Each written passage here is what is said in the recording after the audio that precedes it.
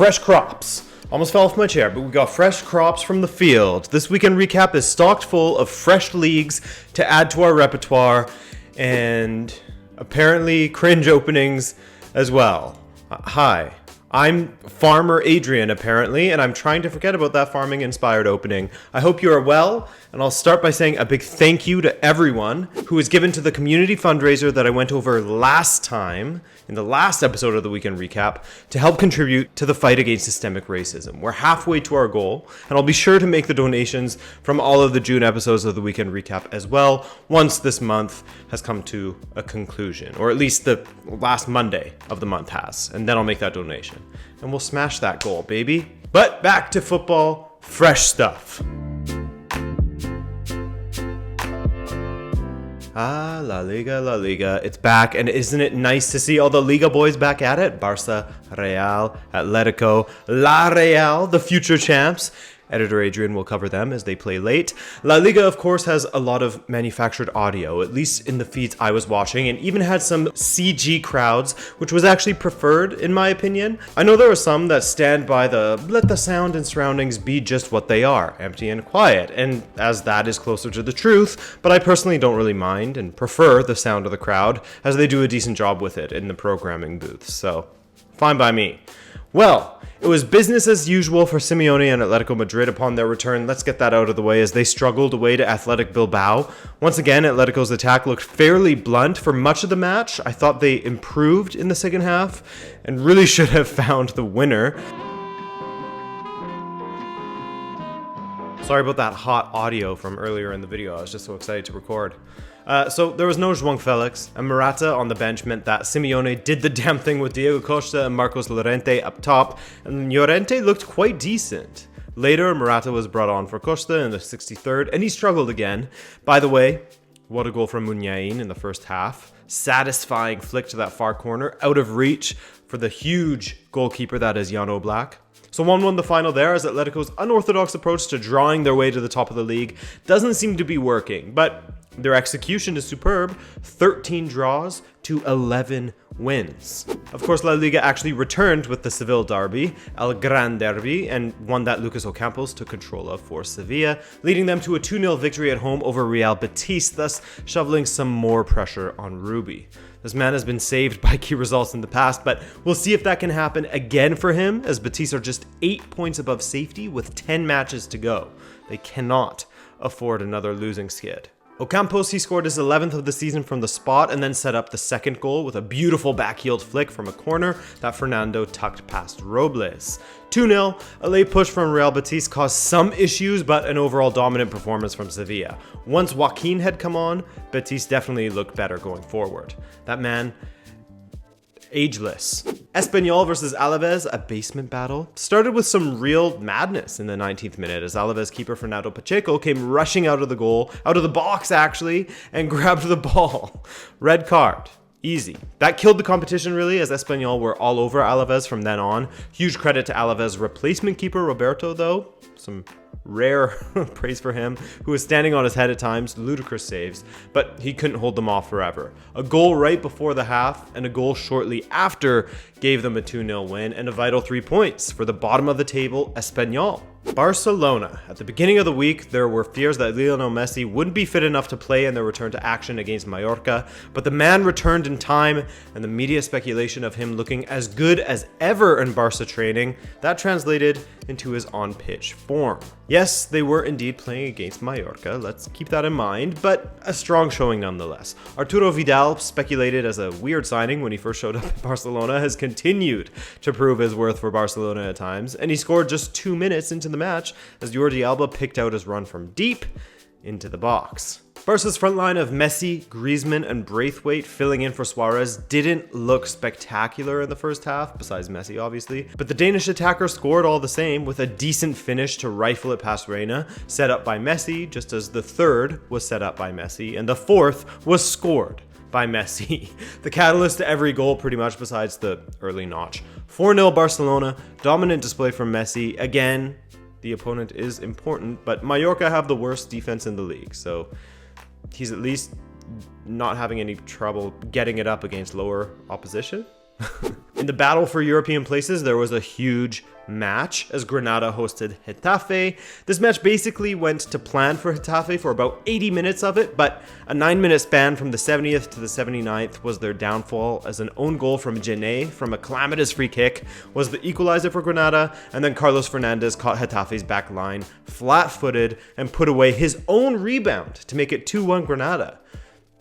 Uncharacteristic rust there from Getafe, deserved win for Granada.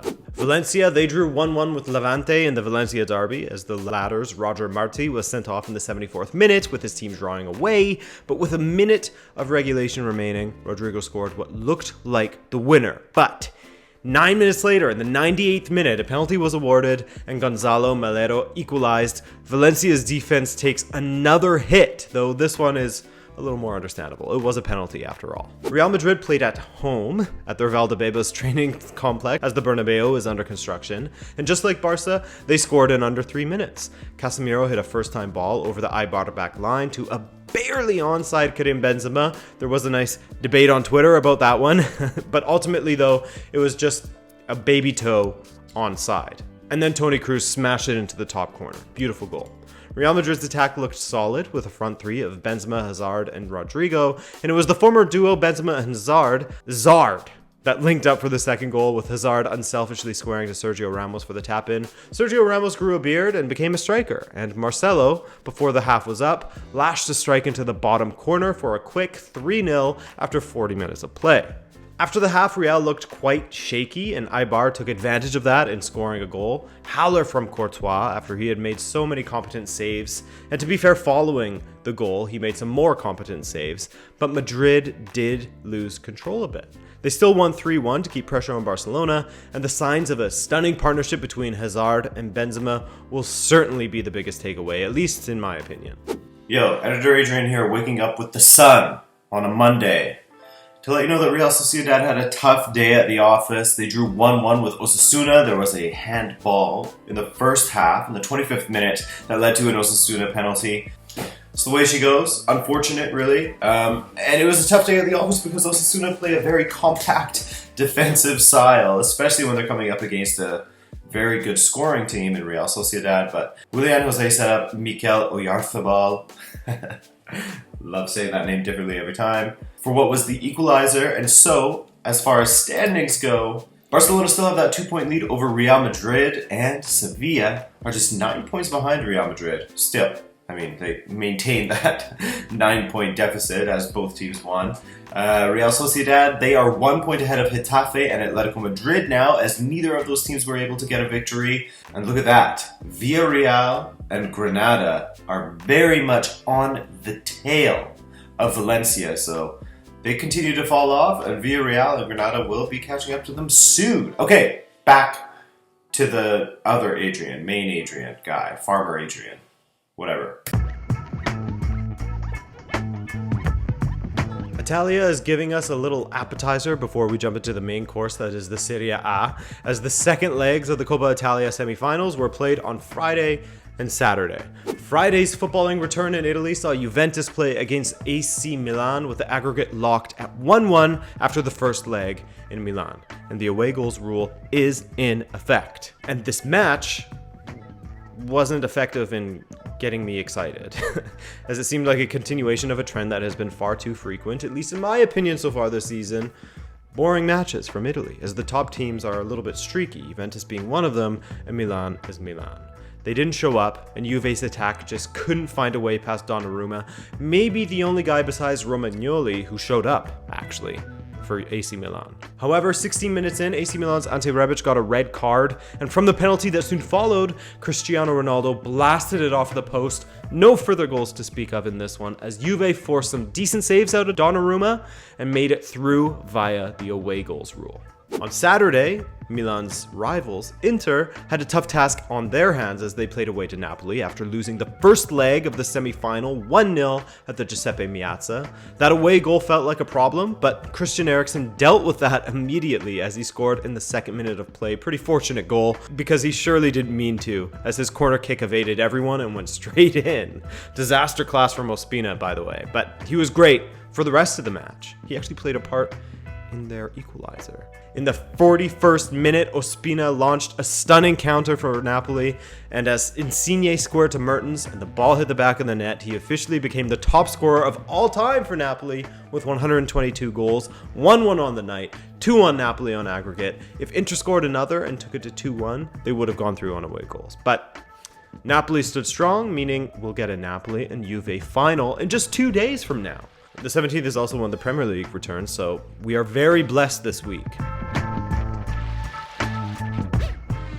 Welcome to Portugal, guys, where for the most part at least, the top teams continue to struggle. 3 of the 4, or at least 2 of the 4 this week. That's the case when it comes to Benfica, as they actually looked quite decent in their first half against Portimonense.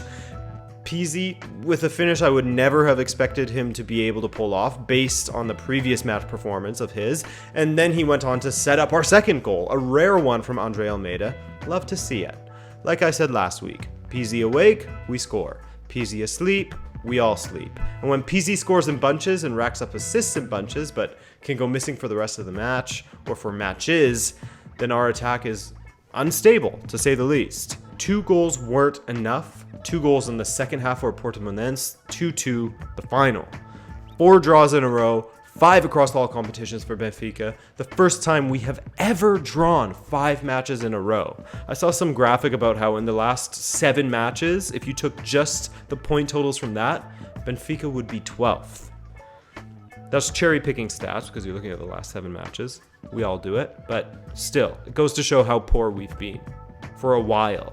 Porto then had a chance to restore their 2-point lead playing home against Maritimo, and they did the damn thing. Jesus Corona with what was the eventual winner, and nice and early too. 6th minute to give Porto the clear-cut lead in the league. Alex Tejes was sent off, which is a loss for them of course, but they play Aves next and should be completely fine.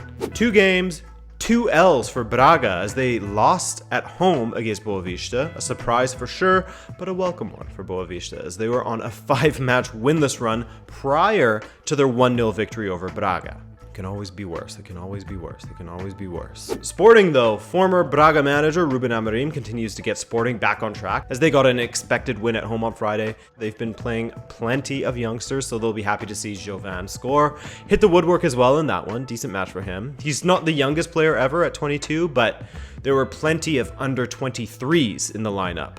1-0 Sporting. So in Portugal, as mentioned earlier, Porto are on top with a 2-point lead over Benfica. Sporting have now caught up to Braga, and don't be surprised to see them pass them sooner or later to take their rightful place in Portugal.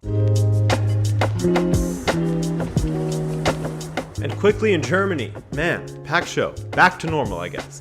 In Germany, Bayern took yet another step towards their Bundesliga title, but Erling Haaland got back amongst the goals upon his return for Borussia Dortmund. When they needed a goal in the dying moments, substitute Haaland came on to score a 95th minute winner. He came on in like the 63rd or something like that, half hour earlier. But it was a beautifully taken goal and a heartbreaker for Fortuna Dusseldorf, who were the superior team in the second half. That was Haaland's 11th goal, and he's 11th in the scoring standings. What a absolutely cool coincidence. That's some sort of stat that you would see on Twitter for sure. With his 11th goal, he's the first player to move into 11th with his 11th goal in the Bundesliga. Something like that. I need to apologize to Köln, who I certainly doomed in saying that they are a fun team to watch for neutrals. Neutrals who are a bit masochistic, judging from Köln's form since the return of Bully. They played at home against Union and lost 2-1. As per usual, there was a bit of a late show from Köln, and Cordoba pulled one back to make it 2-1, but as mentioned, it wasn't enough, and Union were victorious. I certainly cursed Köln. But hey, I said they're entertaining, that they're fun to watch, and that they are, even in losing. And a team that is in much worse form than Benfica, much worse, Schalke 04 took their winless run up to 13 matches now, a club record for them as well. This weekend they played Bayer Leverkusen, and while they held their own for the most part, it still ended up drawing 1-1. They did, I should say, after a late equalizing own goal. And that about sums up Schalke's season. Hot seat for David Wagner. Man, his ass must be smoking. What? Werder Bremen will not lay down. They went on a 2-match losing skid, but this weekend, Werder Bremen fought hard with the relegation gods and pulled out a 5-1 victory over fellow relegation basement dwellers SC Paderborn. 3-0 at the half, 5-1 by the end of the game, and now they are on equal points with Fortuna Dusseldorf, the team holding on to the relegation playoff spot. RB Leipzig got a 2-0 win over Julian Nagelsmann's former team, Hoffenheim, who had actually recently sacked Nagelsmann's replacement, Alfred Schroeder, earlier in the week. Tough times there at Hoffenheim, of course, not as tough as a relegation battle or something, as they're still in the hunt for a Europa League spot and were constant problems in the league. But still, quite the fall from grace. These guys were in the Champions League last season, you'll remember, which feels like 12 years ago now after this delay. But anyways, Eintracht Frankfurt are looking better as they got their third victory in their last 4 matches. This time they beat the formerly red-hot Hertha Berlin 4-1 away. Andre Silva with a brace and an assist to boot. He scored 5 goals in his last 6 appearances and now leads Frankfurt for Bundesliga goals. Yes, he has surpassed Martin Hinteregger, their center back that scores exclusively from set pieces. Finally, someone did it. And as alluded to, Bayern Munich won again, their 10th in a row, and extended their unbeaten run to 17 matches. They played at home against Borussia Mönchengladbach, and another challenger that people thought would derail Bayern fails to do so. Joshua Zirkzee got the start for Bayern, and Zirkzee got the opener for Bayern after 26 minutes. 10 minutes later, Pavard own goal leveled things up, but the man in form, Leon Goretzka, scored the winner. 2-1. They are now just 3 points away from clinching their 8th consecutive title as we look at the standings. The 7-point lead remains, and the table doesn't really lie, in my opinion. The current ranking of the top 7 is fairly reflective of the respective teams' level of play as of late. Oh yeah, and a big shout out to the Turkish Super League. I just realized as I was filming that they returned as well, so I'll be sure to include them in a weekend recap somewhere on the horizon. But that said, we're all wrapped up here. My name is Adrian, Farmer Adrian.